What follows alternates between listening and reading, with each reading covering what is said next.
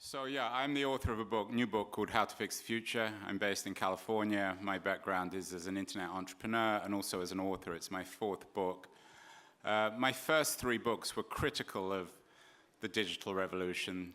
Some of you may be familiar with some of the books. Cult of the Amateur, Digital Vertigo, and the 2015 book, The Internet's Not the Answer. And this new book, How to Fix the Future, whereas most of the zeitgeist, I think, has shifted in publishing and in public opinion generally about the impact of technology on society. With the Facebook scandals, in the US in particular, Silicon Valley is increasingly being conflated with Wall Street. More and more people are critical of the inequalities associated with the tech revolution, with the impact of AI on jobs, obviously with the impact of social media on democracy, particularly the Facebook Cambridge Analytica scandal. And I think above all else, what people like myself call the new business model of Silicon Valley, which is the surveillance capitalism of companies like Facebook and Google. Surveillance capitalism being the model where we as the users are turned into products. We get these services for free. They seem amazing, and they are. As technological products, they're amazing. But of course, they're mining our data all the time. They know more and more about us. And they've turned themselves into massively profitable companies through our data. We've become the product. So rather than free, they've turned out to be incredibly expensive. And the new sort of architecture of the digital economy in particular is one of surveillance, where we're being watched in everything we do. So having made those observations in my first three works, I thought, well, I don't seem, as you can tell, I'm not a particularly cheerful person, but, you know, and I know in Estonia you're supposed to be cheerful. Everyone smiles here. So I thought, well, I better be a bit more cheerful since everyone was trying to sort of emulate me in their miserableness. So I better write a cheerful book. And I wanted to write a book, so I spent a year traveling around the world, and I wanted to write a book about what people were doing to fix all these issues. Surveillance capitalism, the problem particularly of data surveillance, the inequalities of the digital economy, the impact on employment, and the sort of the cultural decay that seems to be going with social media, the lack of civility, the hatred of minorities, the violence against women online, and we're all familiar with these themes, I'm sure. You've all probably experienced it firsthand. So I spent a year traveling around the world. I spent some time in Singapore, in India. Couldn't, of course, go everywhere. I was in Russia. I spent a lot of time in Brussels and Germany. Obviously, I'm based in the US, so I live in Silicon Valley, so spent a lot of time there talking to venture capitalists and entrepreneurs, and on the East Coast as well, particularly in New York and DC. And the other place I came was Estonia, because Estonia is supposed to be the place where I think there may even be a tablet at the airport when you come in. It said, "Welcome to Estonia, where the future happens first." And we're, of course, here because the future happens first. Estonia, I think, reminds us that even in the digital age, geography matters. It matters because the uniqueness of Estonia as, if you like, the Estonian model for fixing the future is a miracle of geography. It happens to be, you know, for most of you, you probably don't need a history or a geography lesson on Estonia, but a tiny little Baltic country, we're all here, that miraculously broke off from the evil empire of the Soviet Union in 1991. The window cracked slightly and the Baltic states jumped out as quickly as they could, and of course the window shut tight again, and some places got left in and other places have been dragged back in, like the Ukraine. But the Baltic states remained outside, and of course since independence, Estonia in particular has built itself up as the digital republic of the future, the place where the future happens first, the place where these experiments in digital democracy are not only being debated at events like this, where we can say anything we want in theory, but actually in practice. The important thing about Estonia is not the theory, but the practice. That doesn't mean it's not a physical place. We go out on the streets and there are still flesh and blood people doing flesh and blood things. But the really interesting thing, I think, about Estonia is its experiment in what, I don't know what this place is called, e-governments or e-democracy, e-something or other, an electronic form of politics, of government, of democracy, of individual rights that's pioneering the 21st century. And I think it's really important to make sense of the Estonian model in historical terms and in broad terms and not get lost in the weeds about, you know, I know most of you, or some of you are government officials and you actually have to implement this stuff. You have to execute it. Fortunately or unfortunately, I don't have to do that stuff. I can just talk broadly, talk for 45 minutes and then go home. I don't have to worry about the consequences. You actually have to do your job and you have to listen to this kind of stuff and then go home and implement it. So I know it's a lot more challenging for you. But most of you couldn't give a 45-minute speech either. So anyway, I told you I was miserable. So let's sort of set out the kind of the context of this. I think it's important to understand that we're living through a time of, and you're always told this, and I know it's a bit boring, but we're living through a time of really quite radical disruptive change with the digital economy, with the digital revolution. In many ways, as I argue in my book, it's equivalent to the Industrial Revolution of the middle of the 19th century, and indeed many of the dark ramifications of the digital revolution, the inequality, the chaos, the disruption, the loss of jobs, the chaos over meaning and individual life, our confusion, our feeling that we're left behind by technology, that's reminiscent also of the industrial age. It's not the first time it's happened. Digital technology, of course, is new.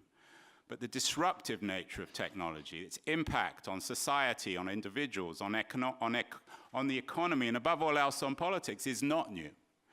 And we know with the Industrial Revolution, it took a century for this thing to be worked out.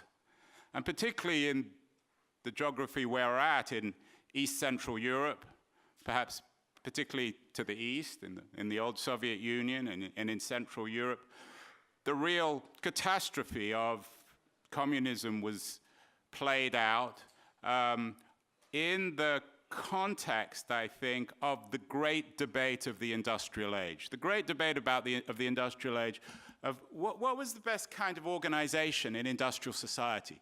How should we organize our resources? What's the fairest way of doing it? And what kind of political system should we have? Now, we know that in the West, and I'm not claiming that the West was either completely victorious or ideal. I understand as much as anyone in this room the problems, the challenges, the failures of Western democracy. But I think it's important to note that there was a kind of calibration, a balance in the West between individual rights, property rights, and the determination to protect individuals under the law.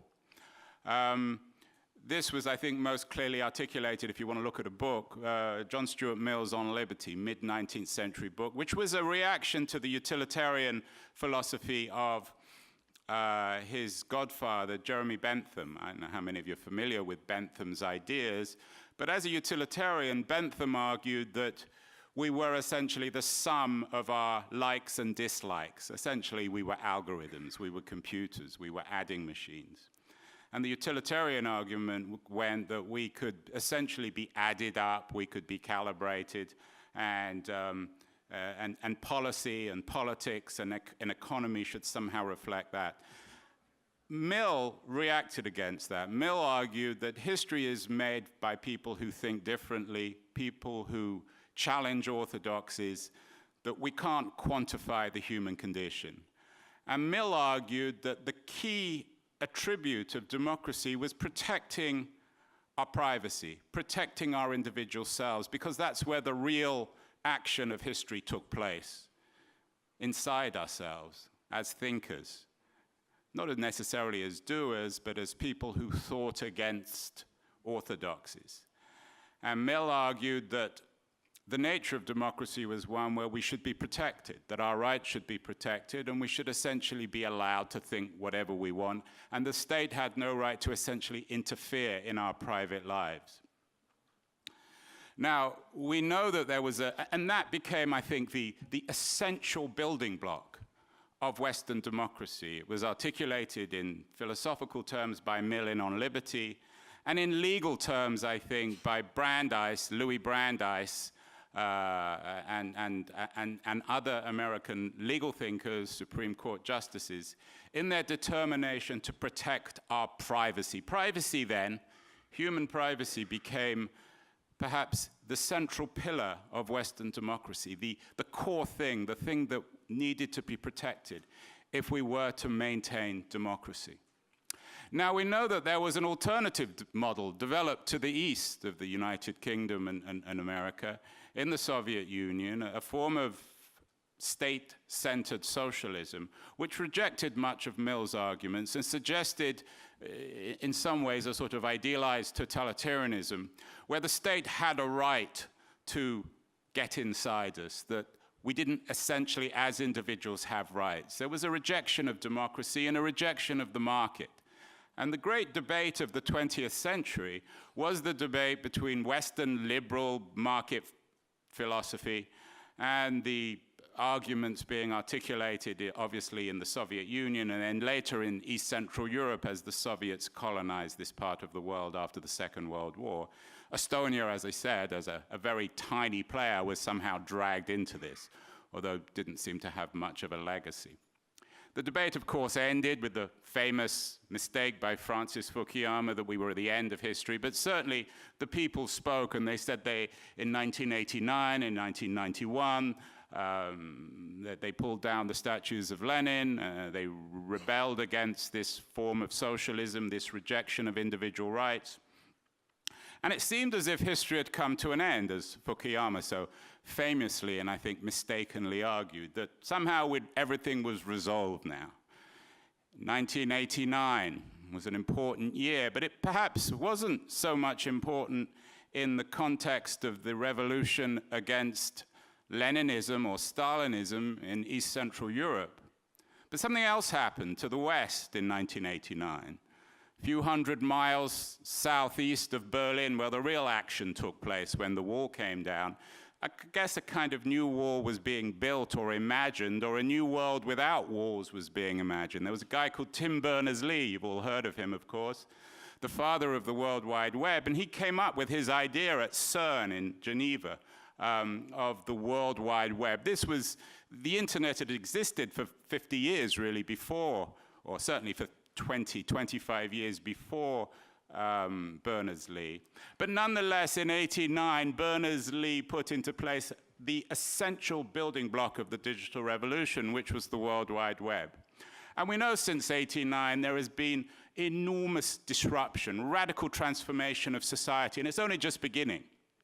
We know with new digital technologies like AI,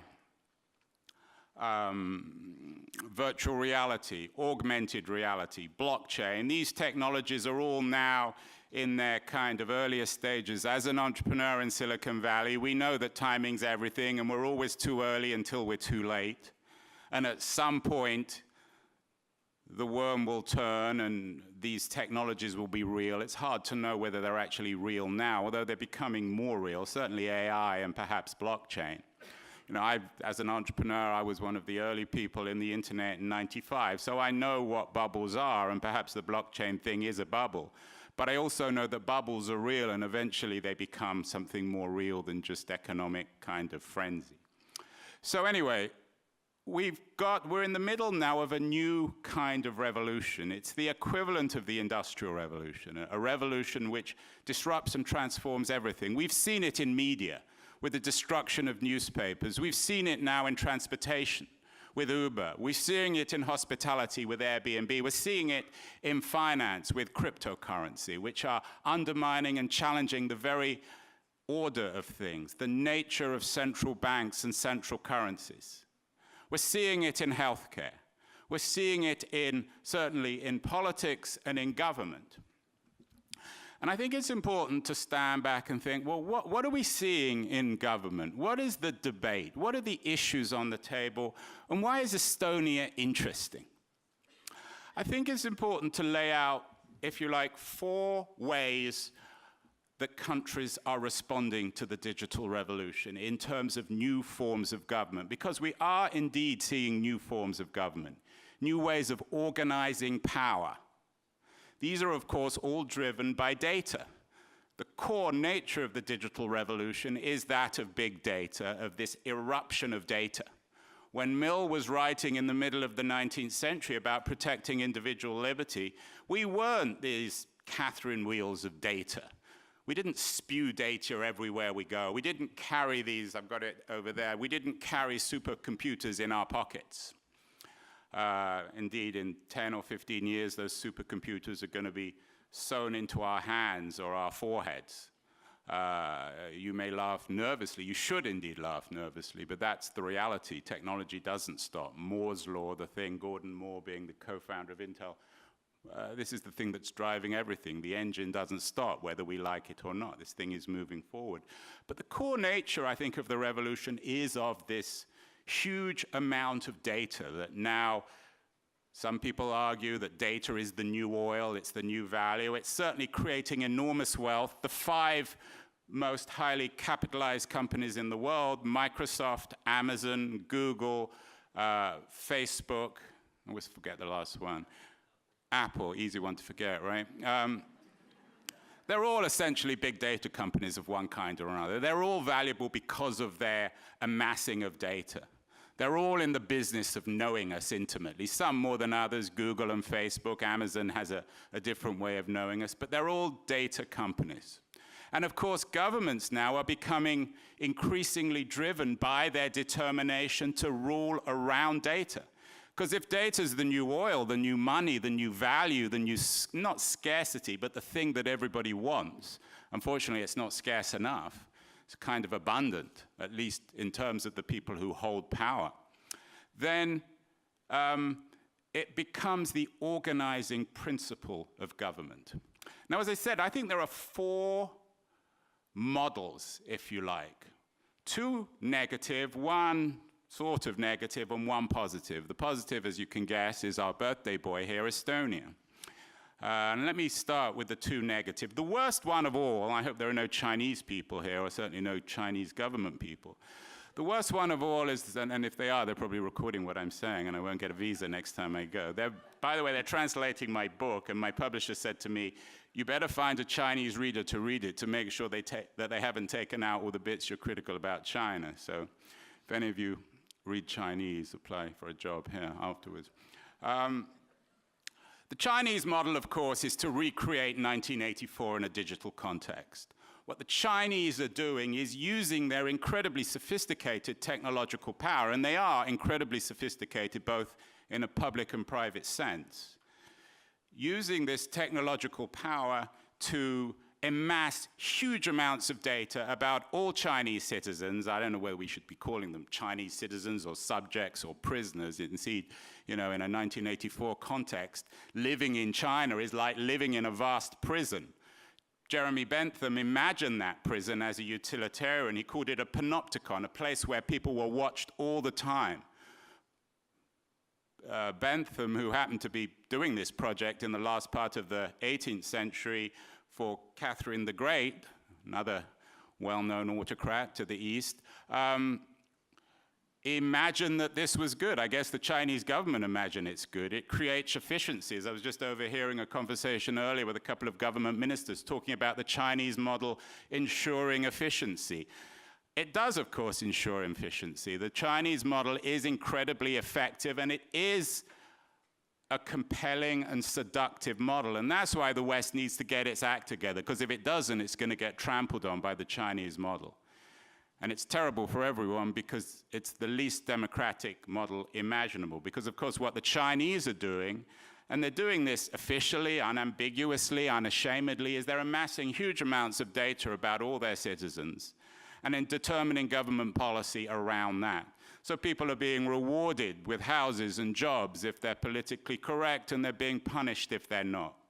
The problem, of course, is that this is eminently realizable in our new age of facial technology and AI and all this other technology that increasingly allows the owners of technology to understand what we're thinking, who we are, our sexuality, our movement, our ideas. It's turning us inside out. So that's a really, in my view, some of you may disagree, I hope you don't disagree, but some of you may, it's a terrible model. It's a terrible model because it rejects who we are. And I'm a liberal Millian. I think that Mill was right. I think that what distinguishes us as human beings is what takes place inside us. That's what gives us our uniqueness. That's what makes us human. If you do away with that, then you're left with the calculating machines of Bentham.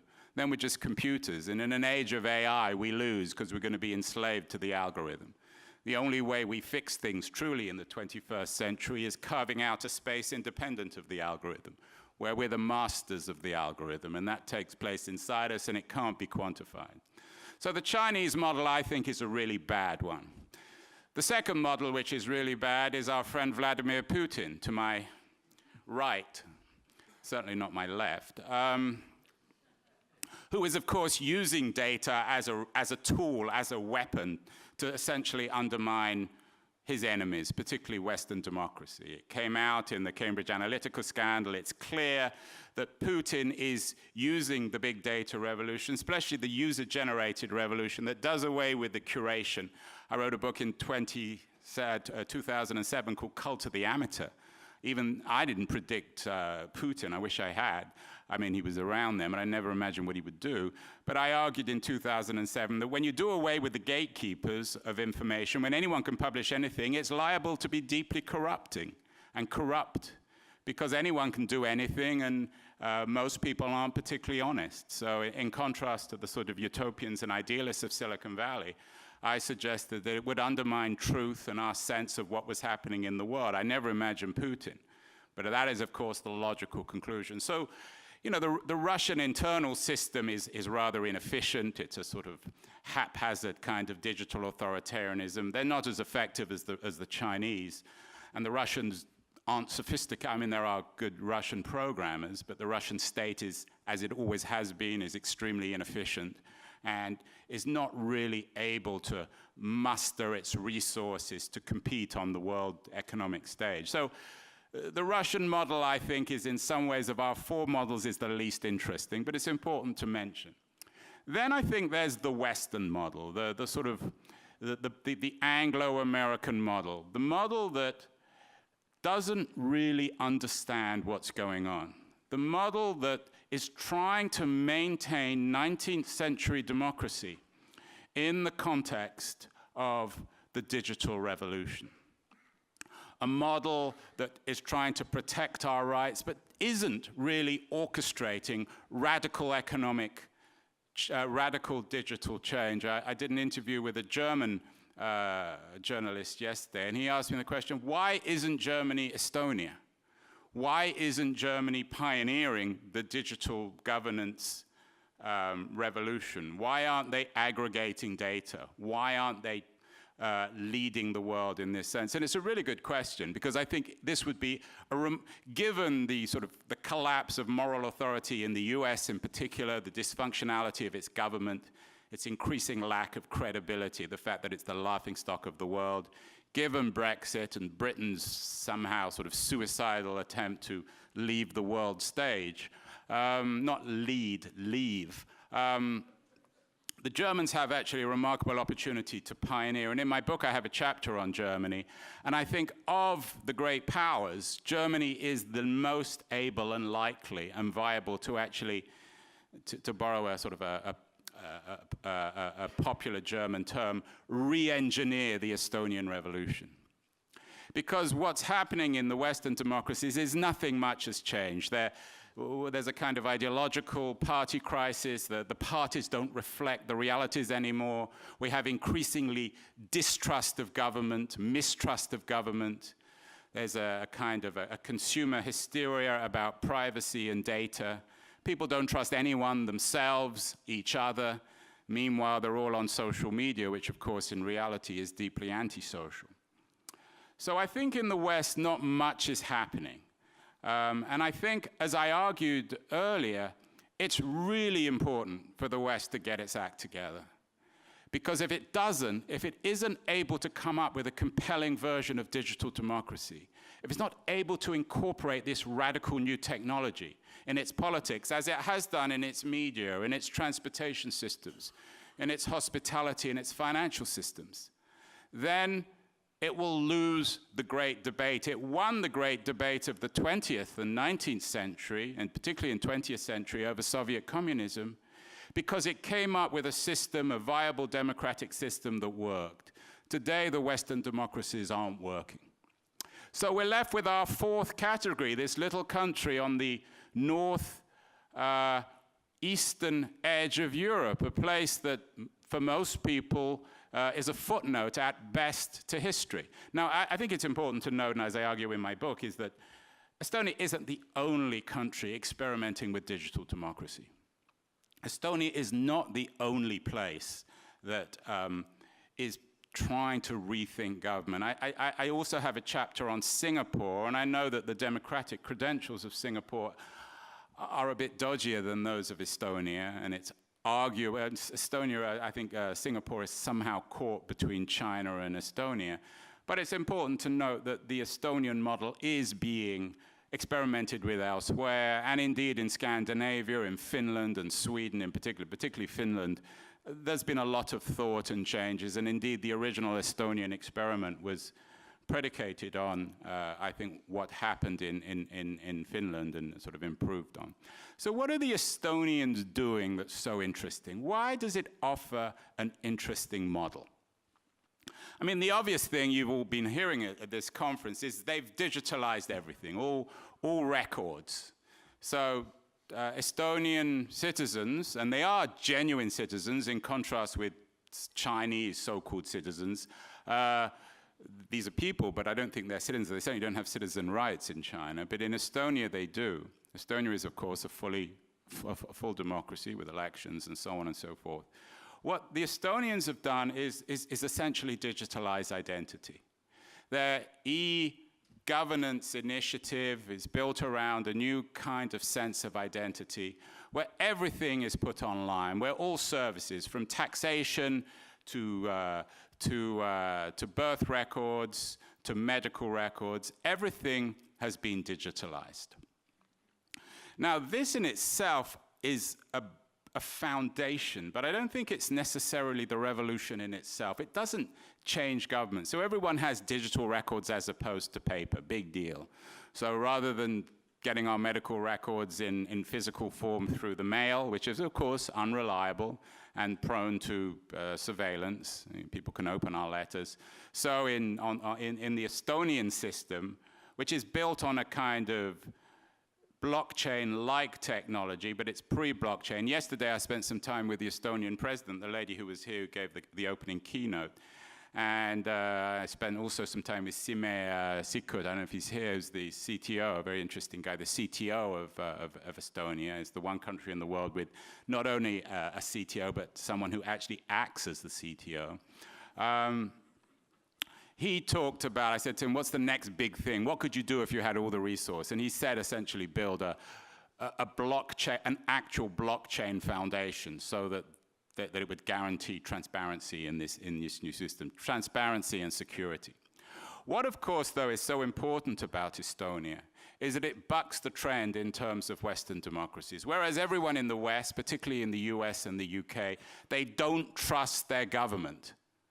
Estonia always ranks very, very high on the so-called trust barometer. There's a PR guy in New York called Richard Edelman who every year in January comes up with a trust barometer, an analysis of how people trust their government around the world. And in every year, it always gets lower and lower in the UK and the US. At some point, in the US, it will get below zero.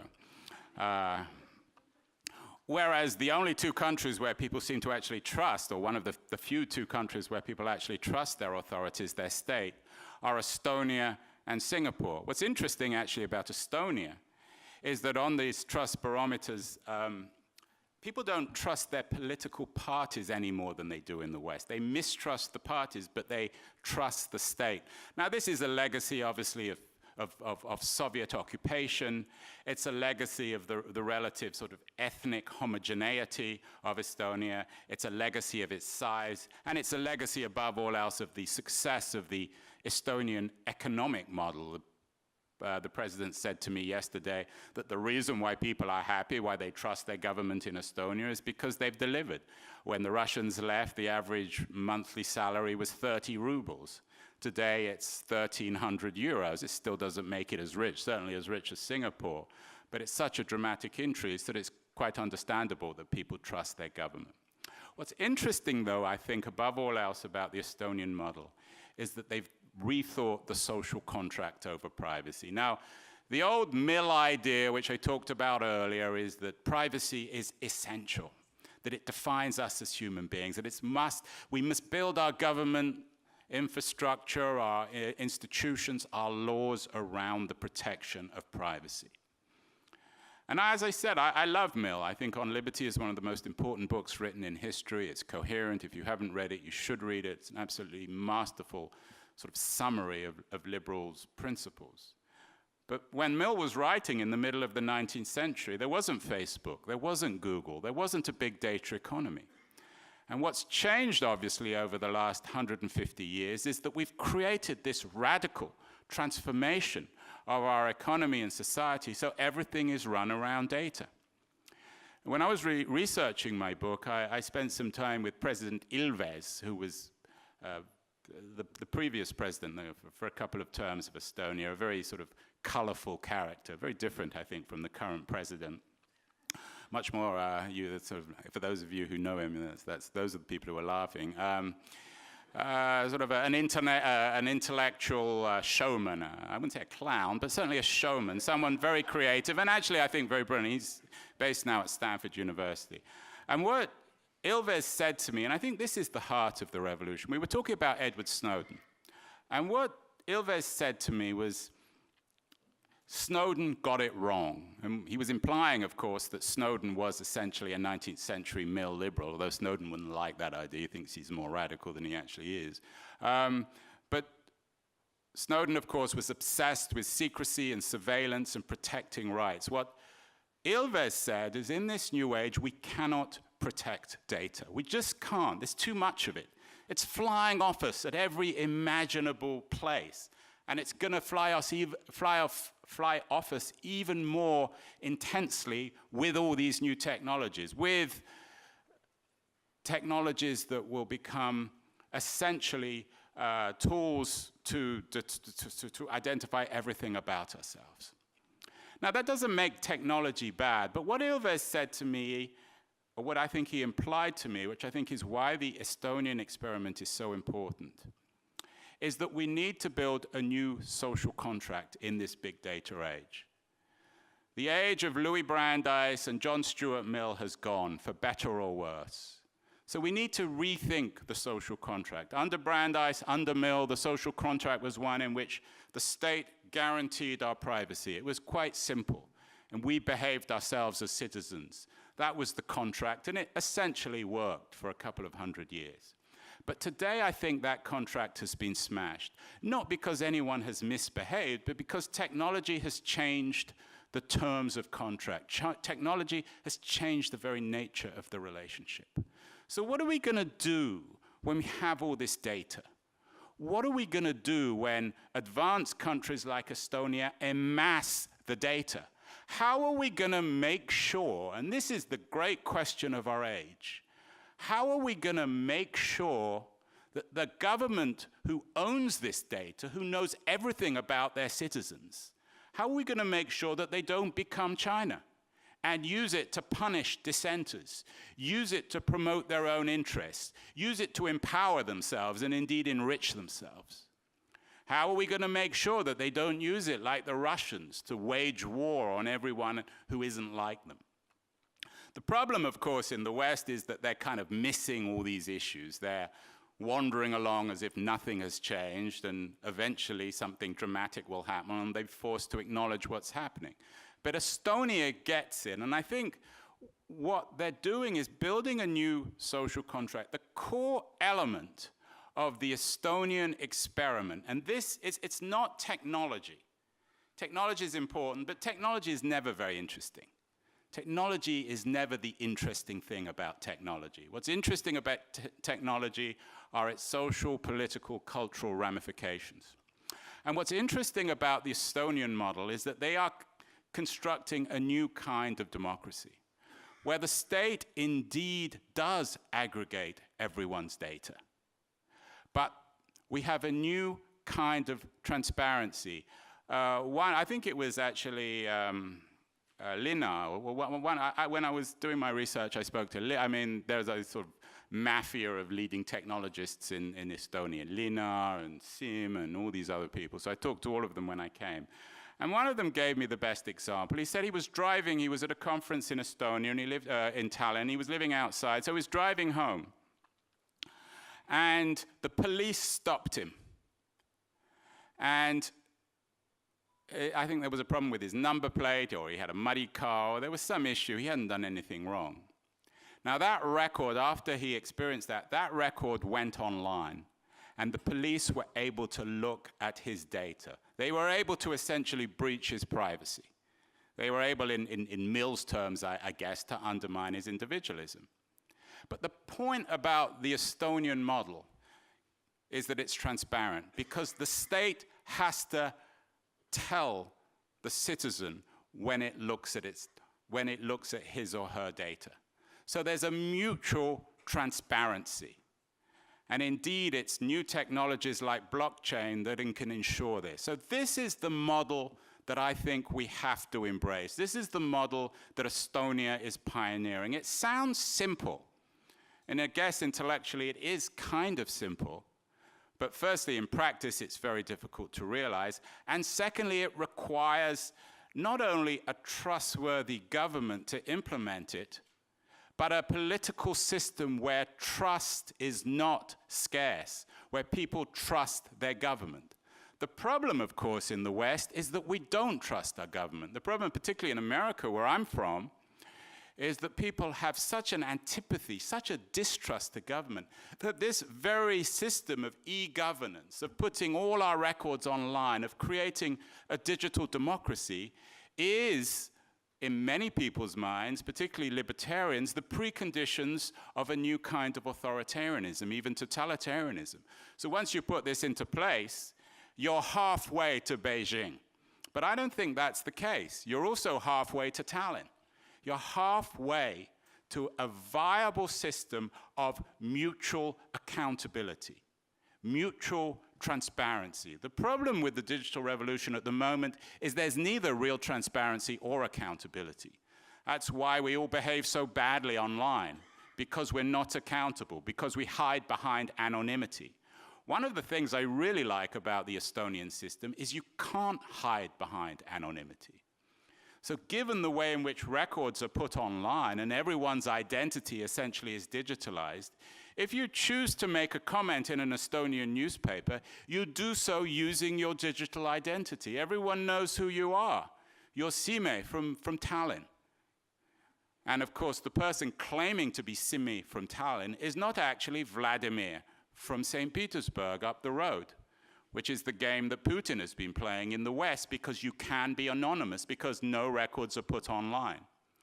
So the very system that Estonia is creating, which understandably gives people like Snowden and classic liberals the creeps, is one where we have to be accountable, where we can't hide behind anonymity. But it's an accountability that includes everyone, including the government. The government can't just peek at our records. They can't watch us without us knowing. And when they watch us, they have to explain why. So when it was Lina or Sime, whoever it was, when they had their car records examined, they were told, and the state has an obligation to tell the citizen how and why it was looking at its records. This kind of transparency is the center, the core building block of digital democracy. And this, I think, is why Estonia is a real pioneer, not just because they're technologically advanced, not just because everyone's online, not just because everyone carries iPhones around, not because everyone's a program, and none of that really matters. In political terms, what's important It's creating a new social contract where rights are preserved, individual rights, but in a new world, where you don't fall back on archaic liberal verities that may have worked in 1850 or in 1918, but is irrelevant, archaic, nostalgic in 2018. So I think the future really does happen, or is happening in Estonia. It's an incredibly important experiment. And I hope as government ministers, I don't know how many, my sense is many of you are from overseas and you're architects of your own digital policy. I hope that's the lesson you take away. Not that you have to get everybody online, not that everyone has to, be connected, not that digital is everything. But if we are to build a viable digital democracy in the 21st century, it needs to be done in both a transparent and mutually accountable way. And this is the great debate of the 21st century. It's the thing that increasingly is going to shape the conversation between the Chinese model and the democratic model. And the sooner, the Germans in particular, who are, at least in my sense, our best last hope, the sooner the Germans adopt this and experiment and pioneer with it so that everybody knows with it, the better. And so I hope if there are any of you from Germany, you come away from this conference and convince your powers that be that Estonia matters and that the Germans, with their tradition of brilliantly re-engineering innovation from elsewhere, will do the same in Estonia. Thank you.